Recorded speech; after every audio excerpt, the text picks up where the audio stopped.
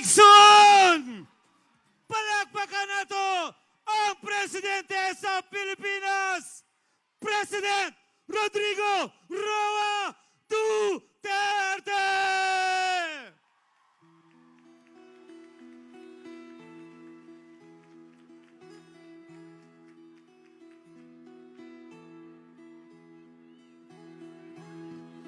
Ikaw ang Pangulo para sa pagbabago.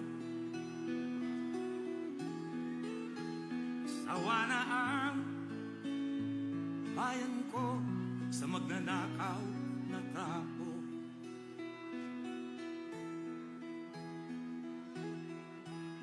Madilim na kahapon, ikaw ang mag-aahon. Sa piling mo, di ko mawawala ang korupsyon.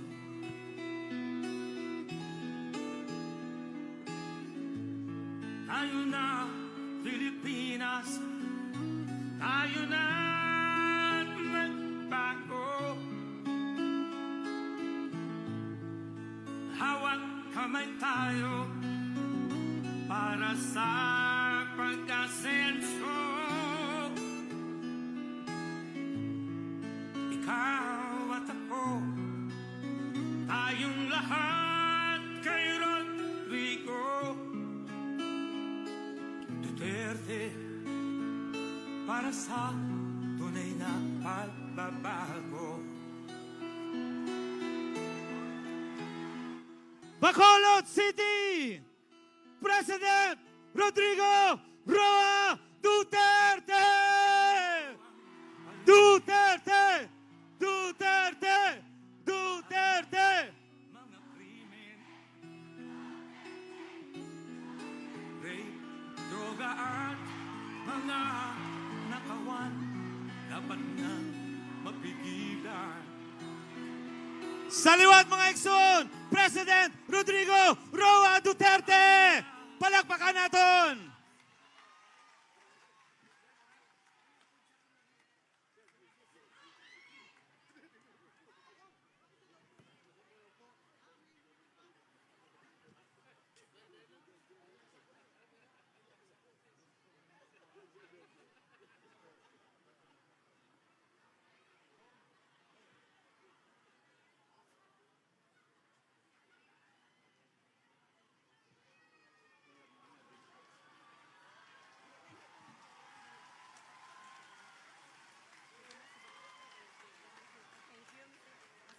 Thank you, Mr. President.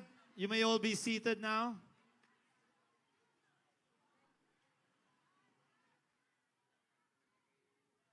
Ladies and gentlemen, mga igsoon, without further much ado, total kagina po na magiging ari diri. Pamatian naton sa pag-welcome sa aton sa atong pinalangga nga alkalde, Mayor Evilio Leonardia.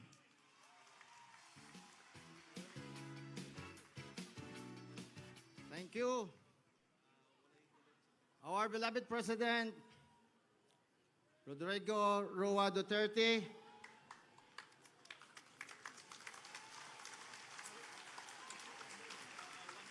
mga kasimanwa, ladies and gentlemen, welcome to the Masskara Festival.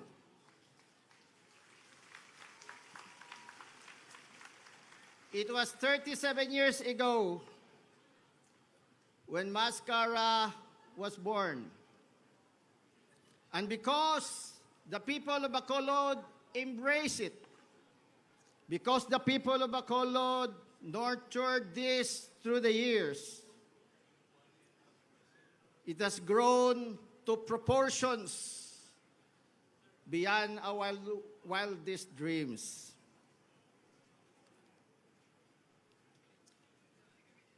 This festival, for sure, exceeded all our expectations. This is a major tourist attraction today. There is no doubt about that.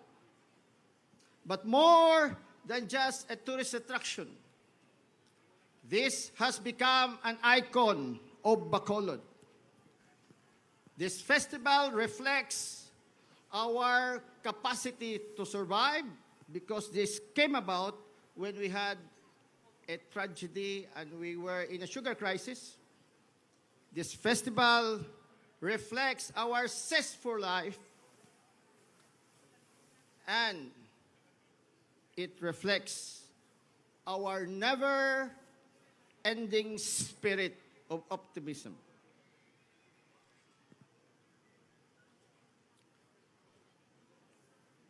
This festival, a few years back, was recognized by this international network, CNN, as one of the 12 best things in the Philippines.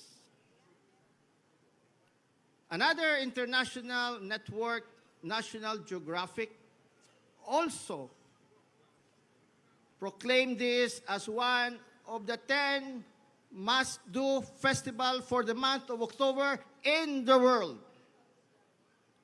Hindi pa kamang palakpaks na?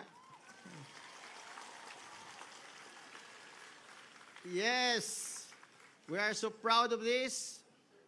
And year in and year out, we anticipate this festival because not only for the color, pageantry, and fun, but this festival has likewise become our reunion and our homecoming as a people.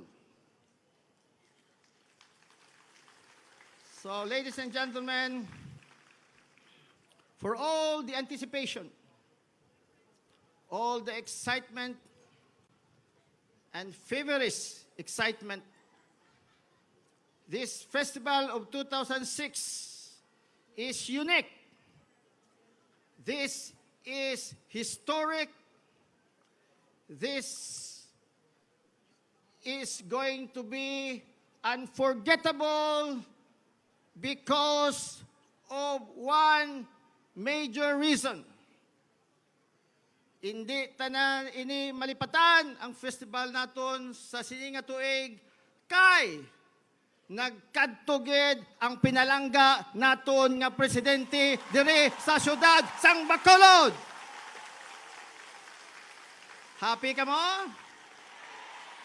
Lipay ka mo? One more time, palakpakan tang aton presidente. So, sir, together with our people in Bacolod, from the bottom of our hearts, madamo gid nga salamat nga ari ka di subong sa amon. Salamat. So mga kasimanwa, ladies and gentlemen, President Rodrigo Roa Duterte.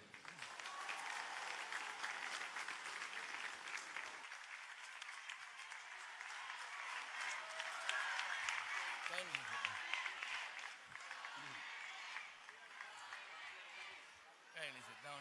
Opo po kayo.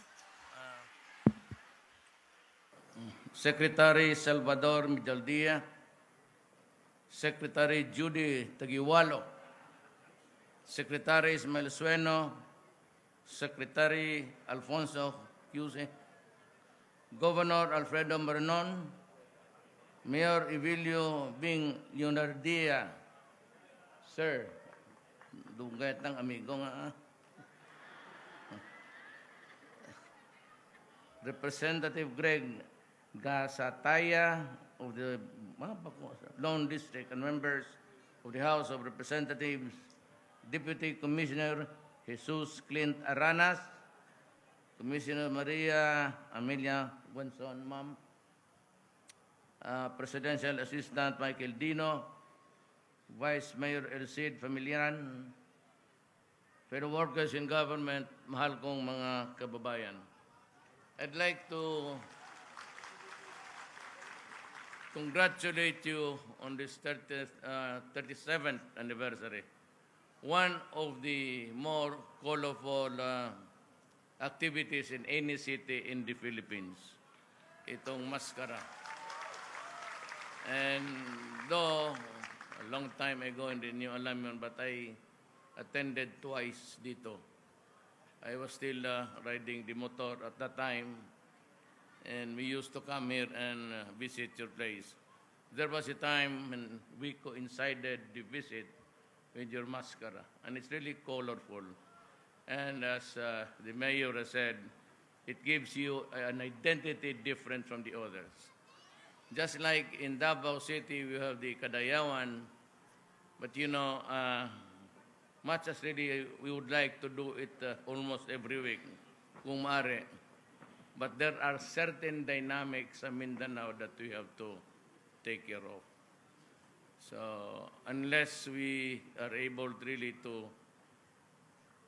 arrive at a peaceful resolution, Mindanao will always be a topsy-turvy place.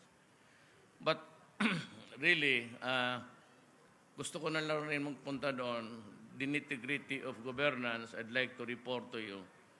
I remember coming over here during the campaign, although wala na ako sa politika, I am only good for one term, then I go. This is my first and the last in the presidency. I'd like to serve everybody, irrespective of party. Gusto ko lang makibagay, makiano sa kapwa ko tao. After all, election come and go, as we all know, and this would be my last fling with public service. I am old, and after this, I'm going to retire. Ang pinangako ko sa inyo is that I will stop corruption. I think that I am succeeding to a certain extent. You cannot erase it, which has been there for generation. But if you want really ask me kung medyo malinis ang gobyerno ngayon, malinis actually. Ang national government. Now, without necessarily attributing to any one city, because I know that Bacolod is well run by people of good heart and intention, medyo sa local na lang ako na I have yet to finalize something, a program, that would perhaps enhance the delivery of public service. Pero sa national ho, be it the Secretary of Defense, kay Judy, kay Perna, they are only given 1 month. And I would like to replicate what we did in Davao. I am not saying that they're better off than you, but the practice is done, permits, electrical clearance, police clearance. I want it uniformly done at 3 days. Hanggang 3 days na lang po lahat. I do not want to say Filipino queuing, naglilinya. If you are in the national government, my suggestion was, if you want to ask something more than what you have carrying at that time, you can ask for a shopping list of what you should submit. Pagka nasabit ho ninyo yan, either DNR or whatever national office, BIR, mahusay na pagkadala ngayon. You just submit your papers, ask if there's anything that you have to do. Yet, then pagka sinabi yun na yun, bigyan ka ng stub, and there is a date there indicated that you may come back on this day at this hour to get your paper. That is my order, mandatory. Mandatory. Must be. And of course, crime is related to now. Noon, crime as crime, there used to be a lot of kidnappings anywhere.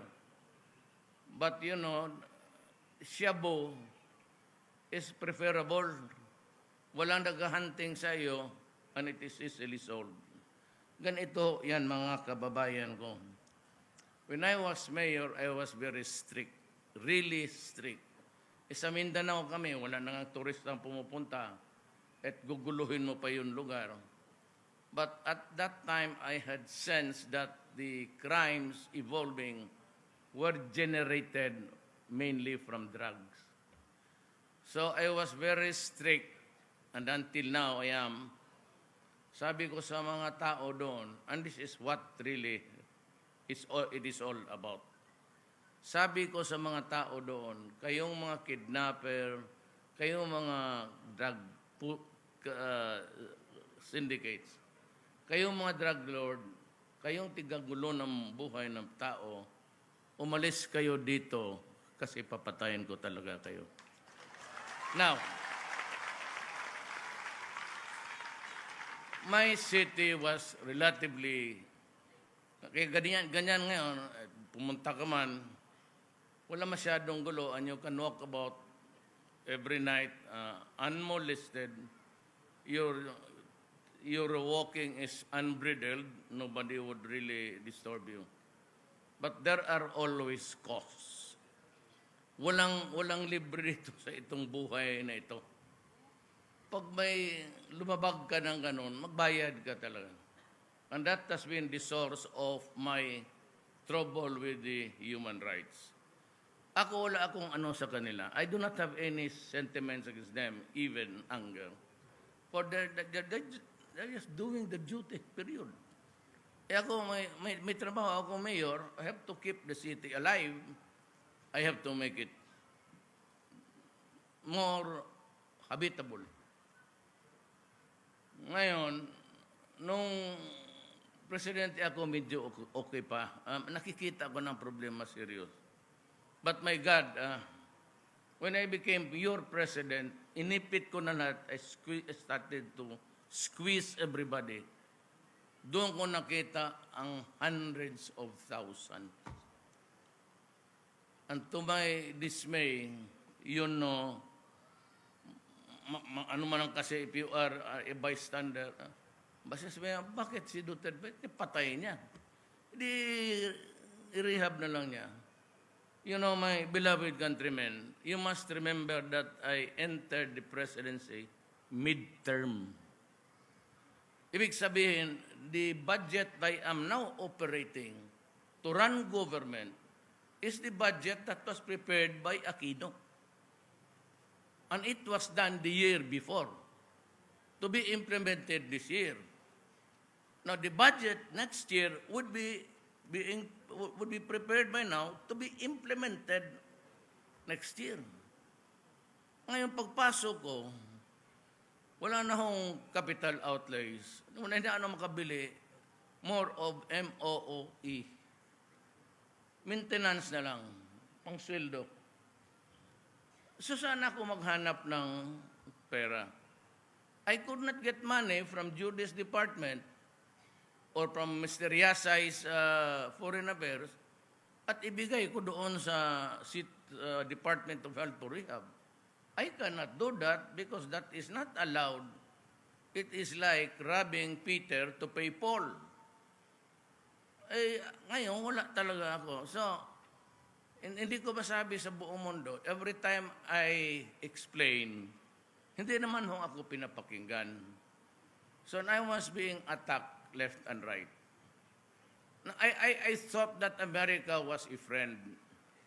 But without even really studying the matter, itong human rights ng Amerikano and even Obama at saka ang State Department started to, you know, small as I am your president. And I represent the Republic of the Philippines. Huwag na sana sa pagkatao ko, but every time you insult the Philippines, or you reprimand or castigate me in public, you are really crucifying the Filipino people. Nung mayor ako, okay lang yun. Well, I was carrying not the integrity of the Republic, but maybe the name of the Davao City. But ngayon, umabot na as it has evolved. It is running 800,000. At the end of the year, aabot lahat dyan ng 1 million.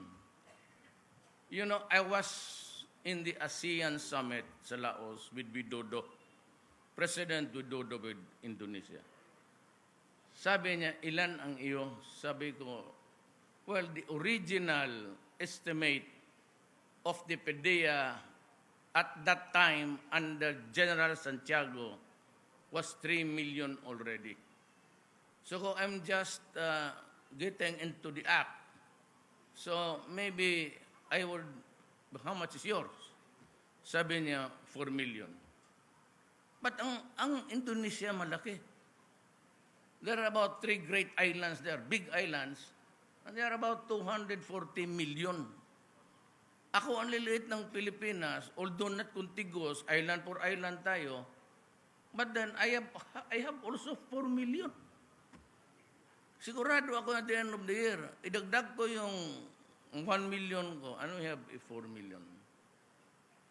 That number is not a joke, and it covers the entire Philippines.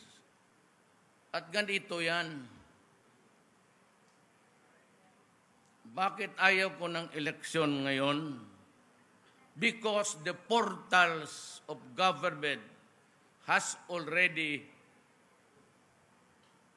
been eaten by narco-politics. Yung hawak-hawak ko ng listahan ganon kakapal, validate. And sometimes the mayor is seen in the company. Ngayon mayroon yan. Almost 12 barangay captains are sa listahan. User. At kung hindi, kaya nang sa Albuera, nag-manufacture ang gago, sila pa ang nagnegosyo. Talaga, totoo eh. I'm just telling you the truth. What do I get? Ako, politiko ako. Kung maaari gusto ko, kaibigan ko lang. But I have a duty, and that is to tell you. In telling you, I do not intend to prosecute. That is not my duty. My duty is just to inform you that there is such a thing as narco-politics already. Na kung papayag ako mag-eleksyon, mayroon ng for whatever it is really worth to you, it has entered, I said, the portals of the national government. Si Dilima, kung ayaw ninyong maniwala, totoo talaga yan. Wala akong sinasabi that she is into the manufacture of drugs. I'm not saying that she is connected with the distribution of drugs. But I can tell you that she was supported at lalabas ng lalabas yan dyan sa house ngayon. But yung driver niya, ang naging,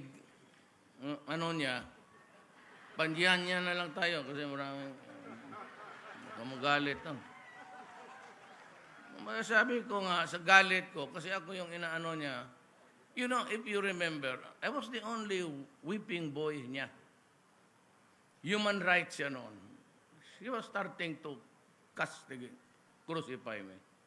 Tapos naging Justice Department siya. Bakit siya pumayag ng kaso sa akin?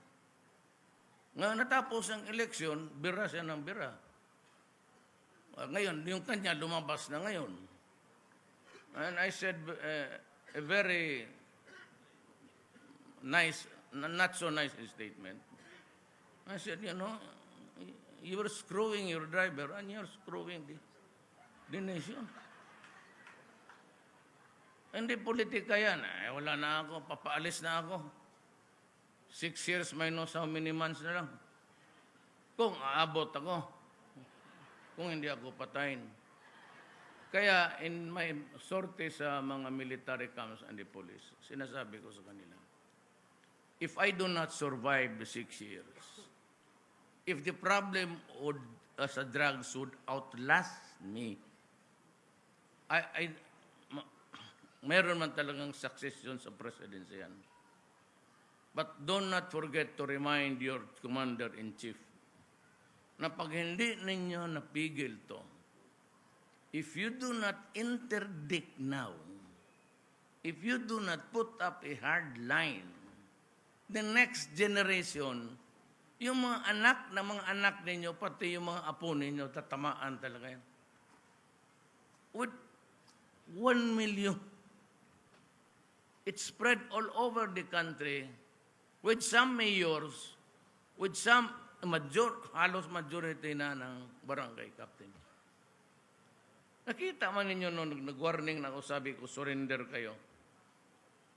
You saw the many thousands tatakbuhan doon sa pulis. Sabi ko kasi, patayin ko kayo pag maabutan ko kayo. Including yung mayor. Na ngayon, bakit itong bunganga ko? It's the only way to do it. Hindi mo makapit, pare, pwede ba na Di nadadala na ng gano'n na Wala na, sabog na. We have to really, and there is no law which says, I cannot threaten criminals. Bawal mong takutin ang mga criminals na kamatayan. There is no law. Kagaya rin ito ngayong presidente na ako, sabihin ko, pag sinira mo ang bayan ko, pag sinira mo ang mga anak namin, talagang papatayin kita, sigurado yan.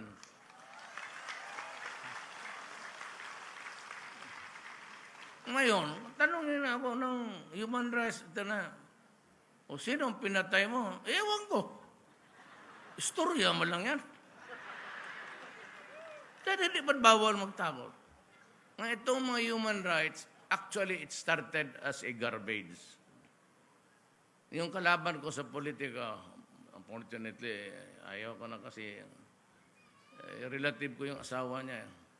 They started this thing about human rights. Pero totoo marami rin namatay talaga sa dagat. Hipokrito. Pero every time na may mamatay na walang suspect, extrajudicial killing. Kasi nung lang niya sa Manila, sinasay, umabot na ng 3,000, ako ang palaging pinagbibintangan. Paski yung nasagasaan dyan ng, basta pagdating ng mga pulis, suntukin ko kami minsan mag-init. Itong pulis, pagdating doon, sinong suspect, sinong walang suspect, extrajudicial. Di, nagpatong. I don't mind. I really do not mind. Na ang away namin ganito, yung Amerikano, ang ayaw ko kasi, ano bang kasaba?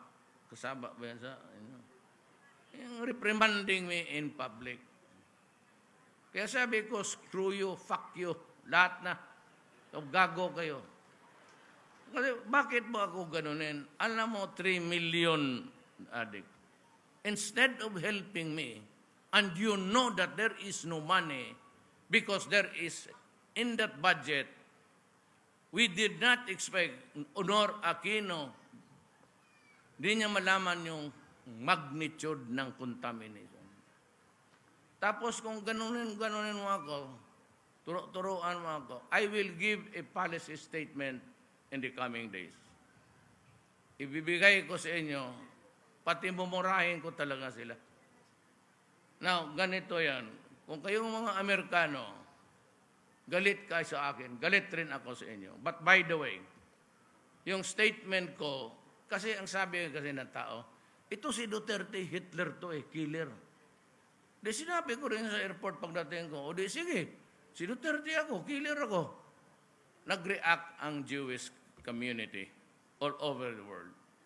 I would like to make it now, here and now, that there was never an intention on my part to derogate the memory of the 6 million Jews murdered by the Germans.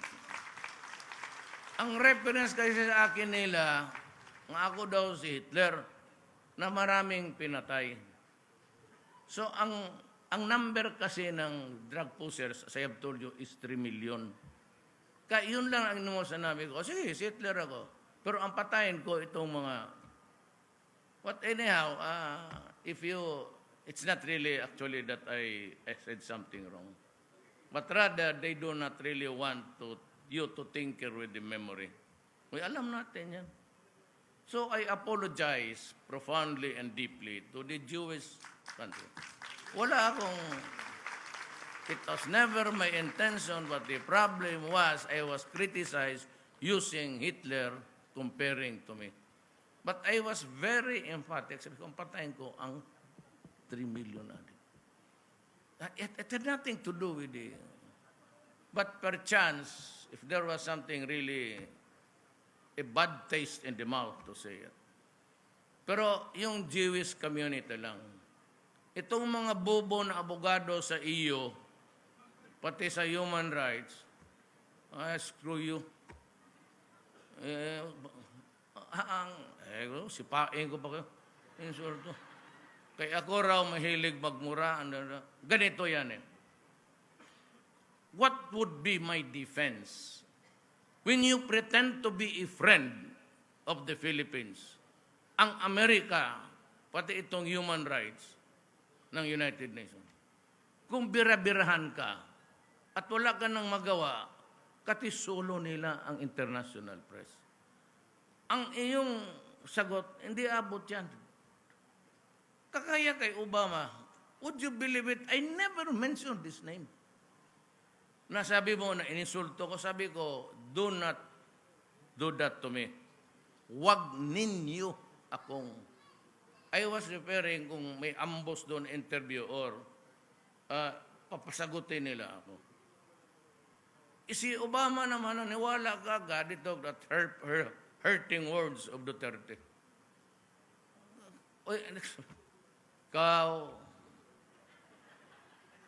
Pagkano ng State Department, makita mag-fax, tingnan ako, ininsultong. Wala akong ininsultong presidente. Pero doon sa summit, pinakita ko yung picture ng Masskara. Bakit walang peace ang Mindanao?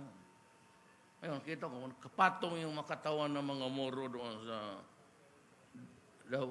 Budaho Masskara. Ngayon, kasi ganito, let me just give me about a few, para malaman ninyo ang, nakausap ko na ang Communist Party of the Philippines. We are talking. Nakausap ko na ang MI. We are talking. Norm Suarez scheduled to get out from his camp. Bigyan ko lang siya ng conduct pass. He will go to Davao. We will talk. Nakumpleto ko na sa Mindanao sana. Ngayon wala nang fighting. There's no more NPA, wala na. Kasi ayaw kong marinig yung left and right. I do not want to hear that. I'm a Filipino. Pero sa Mindanao, may isang grupo, sektor na hindi ko talaga madala. Ang Abu Sayyaf, pati yung mga scholars, yung mga tablik. Tablik is parang Knights of Columbus ng Katoliko. Yung mahaba yung puti. Puti yan sila, tapos mahaba ang bigote. Hindi ko talaga makonvince. Sabi nila, Mayor, sabi yung isang interview ng ANC. Doon si Tatad, si Lozano, doon si, yung mga bright. Sabi na, one century ago. Hindi nila alam, tapos ko nang tinanong ko ang mga tao. These pictures are 1 century ago. Ano pa ang sabi? Anong sasagot sa akin? No, Mayor. That picture is present tense. As long as the Americans are in Mindanao, we will talk to you, but we will not negotiate with you about peace. That prompted me to say, there will be a time that I may ask the Americans to leave Mindanao to enable me to connect with them and to talk. Maybe they would decide to negotiate. And that was all. I'm just being your president.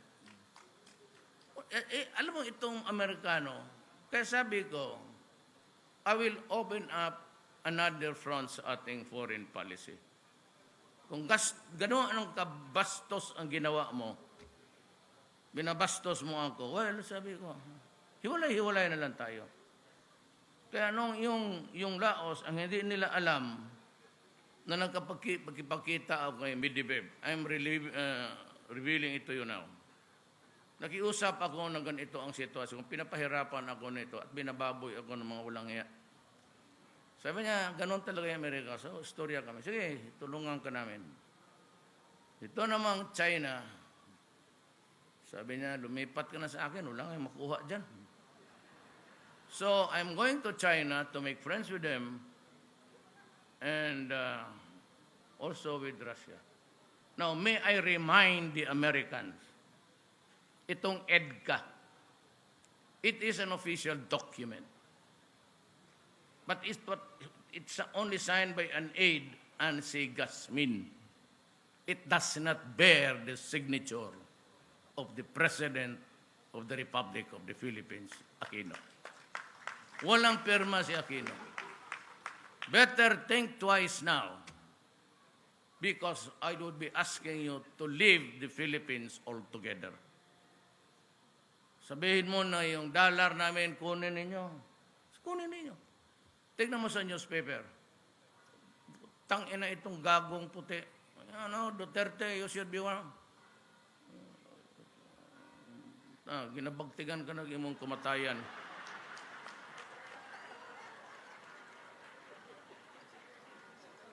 Ako talaga bastos ako pag ginanon mo ako. It's the tolling of the bells.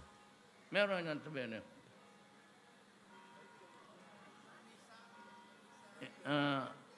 There are 24 hours in a day.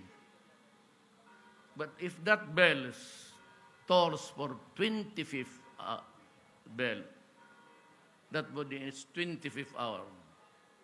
The 25th hour, because it's an extra day where there is none, it will toll the bells to sound your knell of grief. Yan ang mensahe ko sa Amerikano. Hindi kami magugutom. We will get out, and after review of that document, I find that there is no signature if you cannot produce a signature bearing the permit to you magkundak-kundak kayo dito ng pati ang war games. Tanungin nyo ang mga military ninyo. Huwag ako. Ano ang complaint ng military? Mga J ba ta? Is it 6 o'clock? 5:28 naman.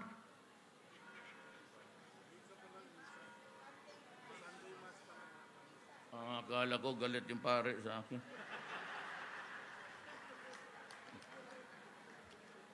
Yung mga bishop malang, wala yung pare. Now, you make it hard for me, you insult me internationally. Fine, do it.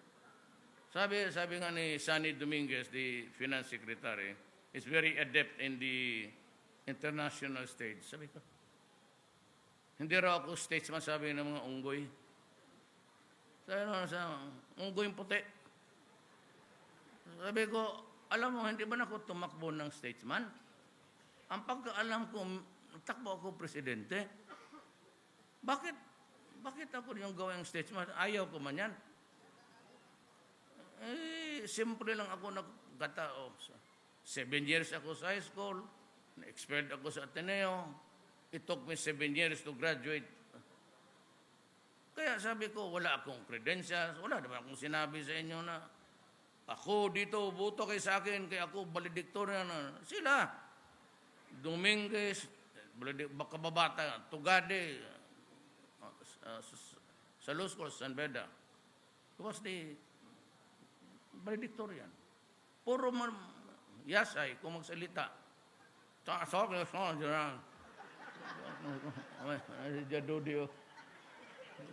Magsalita, Ilonggo yan, ha? Baw, linte nga. Ilonggo yan, yasay. Ilonggo na.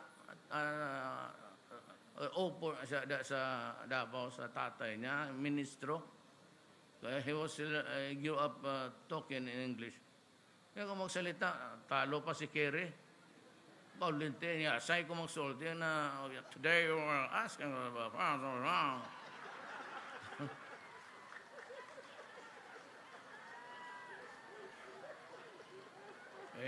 English ko, English. Small time lang tayo eh. English natin, Bisaya. Kaya kung minsan makalimot ako, sabi ko, ano kan putang inang pangalan nito?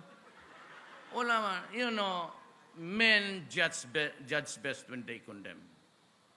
Ang translation talaga ng son of a bitch.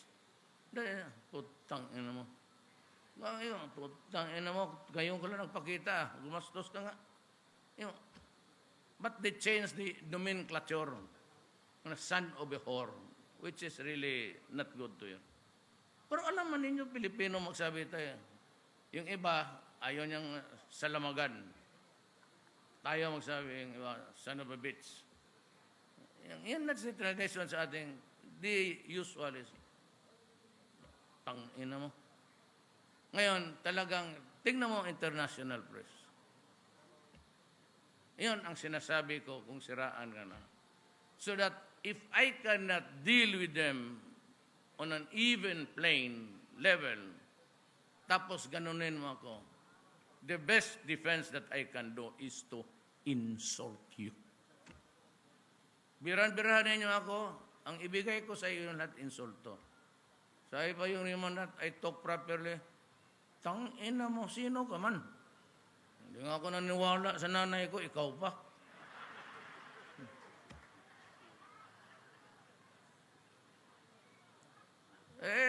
Hindi ako gano'n. You look for a problema. Ako ang pinili ng tao. But that is really my ugali.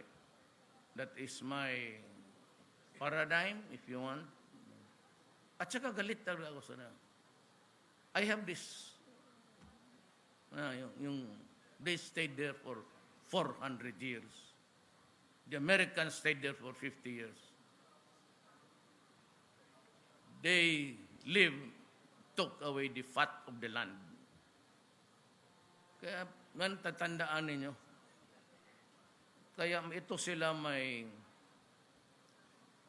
colonial syndrome. Kasi akala nila, under pa tayo sa kanila, yung iba hindi man nila kaya. Tapos ako ngayon ganunin nila. Bukas ang kabarkada ko si Putin, pa si Xi Jinping. Marami sa China sa Amerika. Magkumperensya ka doon to kape. Pati yung finger food na doon kami ni Xi Jinping, wala, bangkit yan. Buntag hapon. That's a joke again. Do not overstretch it. Do not stretch it beyond its normal proportion. So I'm here, I'm happy, and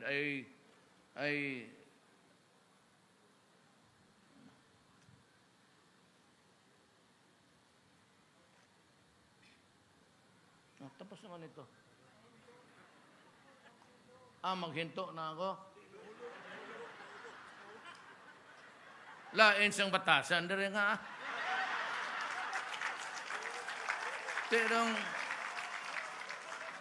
Tanong bisita mo nga, gaundang ka na nga, hambal niya nga, let us go with the Masskara.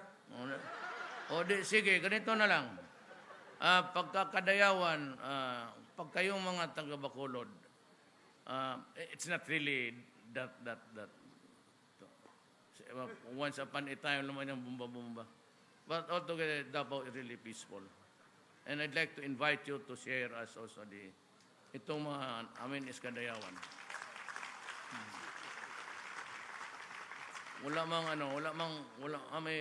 Walang Bacolod Davao eh.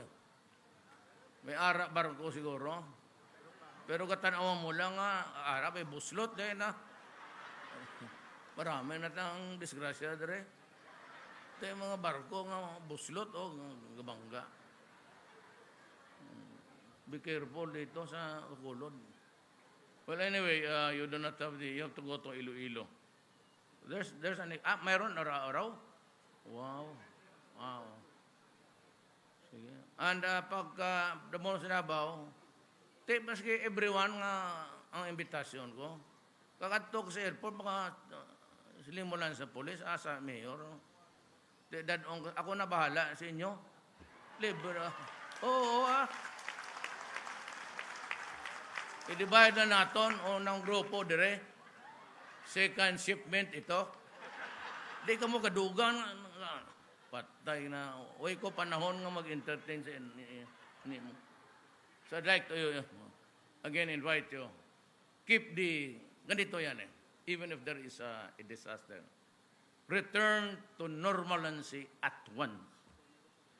If for anything merong disaster, catastrophe, the keyword is return to normalcy immediately. So ito dito, it gives you joy, makes you proud. And as a matter of fact, to make you doubly proud, I came here to kabisita sa inyo nga. To, ti una na ako, asawa, ilungga. Gabiyaan ako Salamat. Bacolod, President Rodrigo Roa Duterte!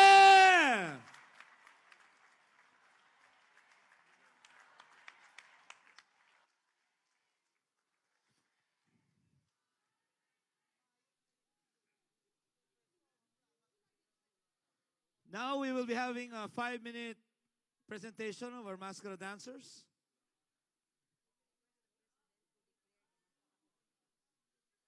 President Digong.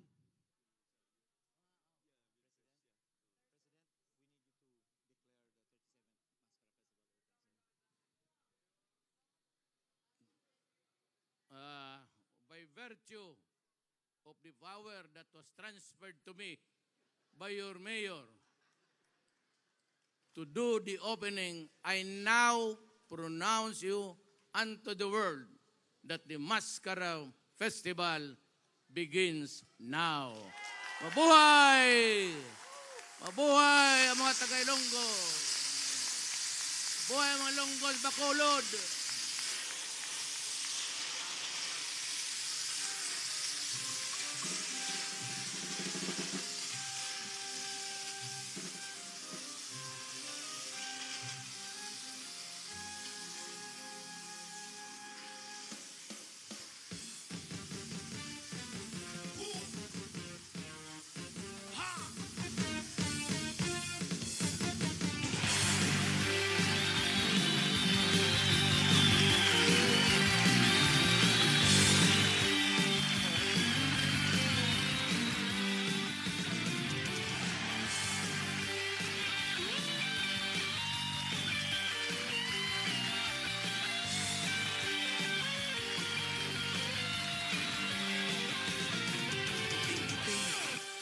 Gitara, libot-libot sa balay ni Pansing. Ay Pansing, gawa-gawaha, si Usting nagaharana. Puting-puting, dala gitara, libot-libot sa balay ni Pansing. Ay Pansing, gawa-gawaha, si Usting nagaharana. Ang alibaba nagkalupad-lupad sa mga dalan nagaliki-liki. Sukla ang saya, bordado ang nagwas, unay ang baliog sa bayong tibay. At sa pinungsan, usay nga muda, pulong ang buhok, listo nga pula. Kung tulog-tulokon mo daw kulbaan ka, abi mo kung sino, gali maripusa.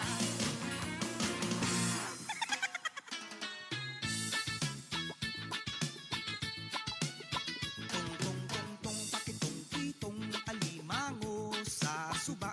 Ginbantog na hindi makuha, ako lang makakuha, ako lang makasura. Tong-tong-tong-tong, pakitong-kitong, alimango sa suba. Ginbantog na hindi makuha, ako lang makakuha, ako lang makasura.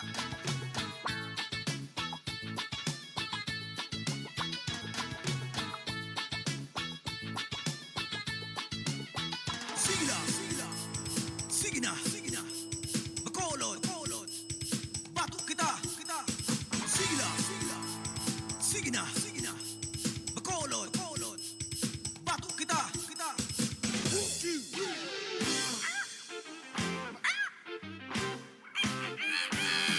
Ang manok ni San Pedro, naugis ang balahibo. Ang manok ni San Pedro, pustahi kay sigurado. Ang manok ni San Pedro, naugis ang balahibo. Ang manok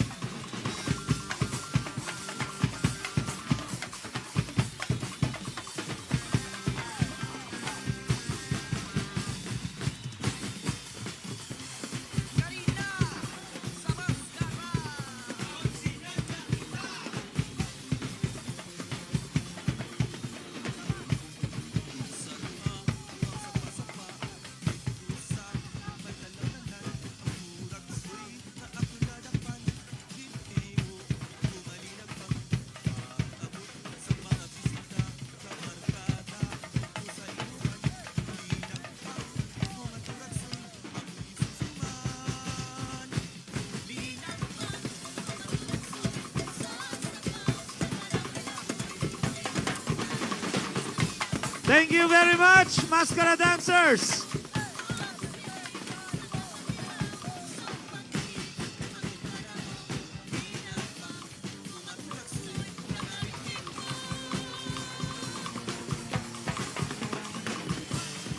Thank you very much.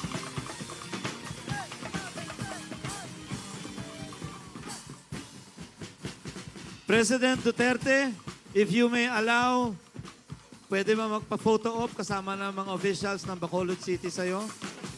As I mentioned earlier, we will do this by batches. For our first batch is gonna be the President, our City Mayor, with the First Lady of Bacolod City. Can everybody please exit muna? We will be doing this by batch.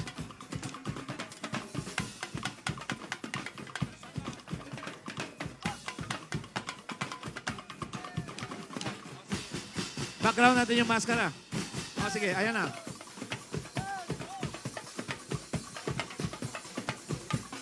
Masskara dancers, can you please make your formation back there? Thank you. Good na ba yun sa'yo, sir?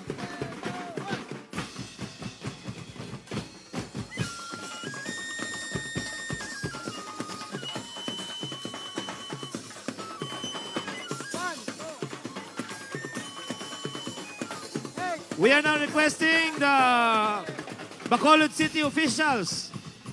Bacolod City officials.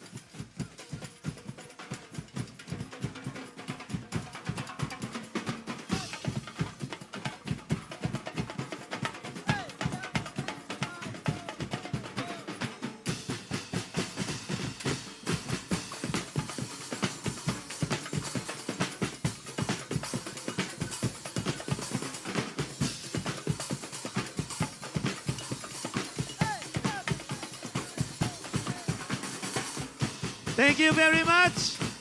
Thank you very much. Next, we have the governor, vice governor, and the mayors. Thank you po. Thank you. We are requesting the governors, the vice governors, and the mayors, please.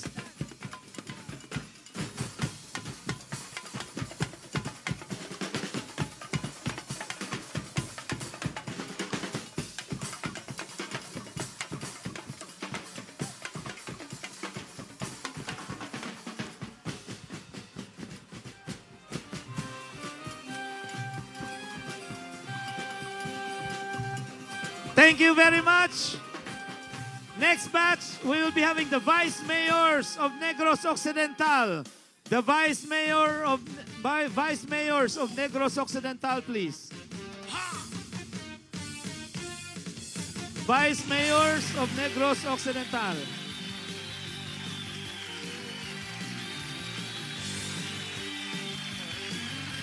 We are requesting the Masskara officials to please be ready.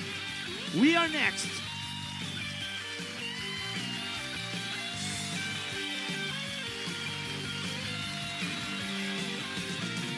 Ting-ting, dala gitara, libot-libot sa balay ni Pansing. Ay Pansing, gawa-gawaha, si Usting nagaharana. Puting-puting, Kuting-kuting, dala gitara, libot-libot sa balay ni Pansing. ay pansing. Thank you very much, Vice Mayors. Next, yung Amity. Amity ba?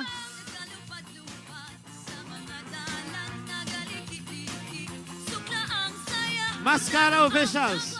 Masskara officials. Masskara officials.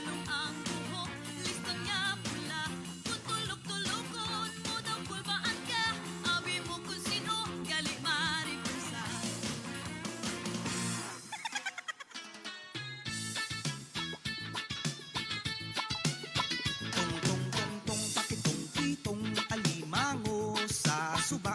Ginbantog na hindi makuha, ako lang makakuha, ako lang makasura. Tong-tong-tong-tong, pakitong-pitong Thank you very much. alimango Thank you. Sa liwat, Bacolod. Palakpakan natin pinalanggang ang Presidente.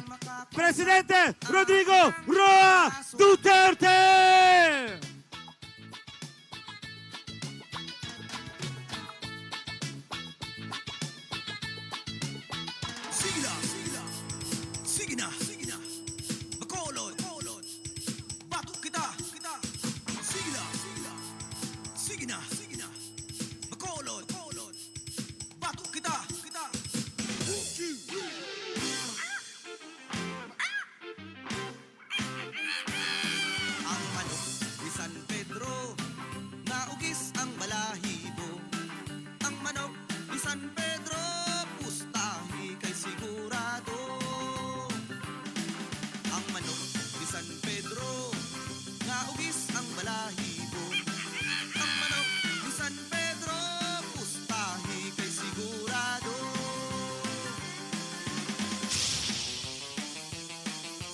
Sige lang, sige lang.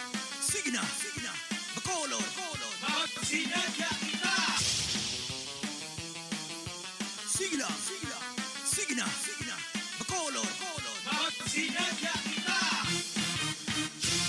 Kung dansoy, inom ko ba laloy? Hindi ako inom, tubabait aslong. Kung dansoy, inom ko ba laloy? Hindi ako inom, tubabait aslong.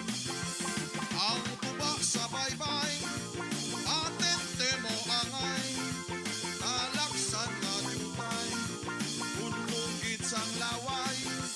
Ang tuba sa baybay, atente mo angay, talaksan nga jutay, kamay laway.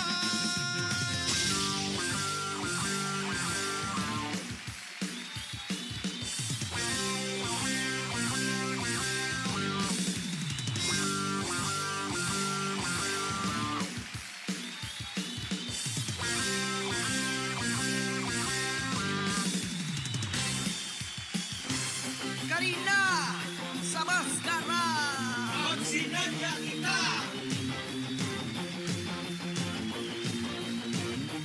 Minsan buang sapa-sapa dito sa may talamnanan. Ang turagsoy nga ako nadapan. Hindi mo kumalinag pang pag-abot sa mga bisita. Kabarkada o sa inuman. Linag pang kumaturagsoy among ginsumsuman. Linag pang tumaturagsoy sa sabaw, nagalangoy-langoy, ginlaktan, magis ng ginamos, pinamalakas, ikamit sang higop, ang silig, sang nakatilaw, sang pag-it, ang timplada mo, linag pang tumaturagsoy, nagaling mo.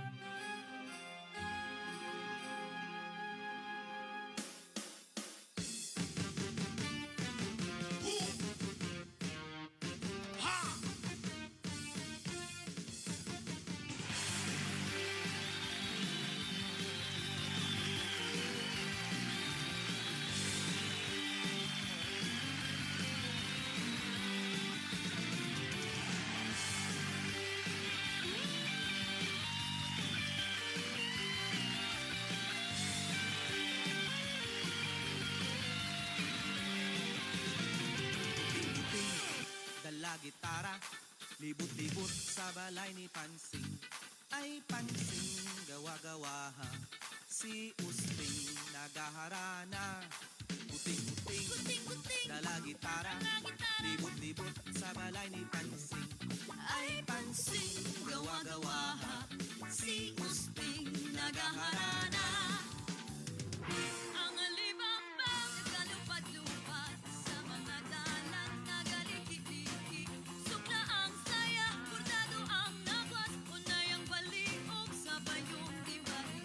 At sa pinungsan, usay nga muda, pulong ang buhok, listong niya pula. Kung tulog-tulokon mo daw kulbaan ka, abi mo kung sino, gali maripusa.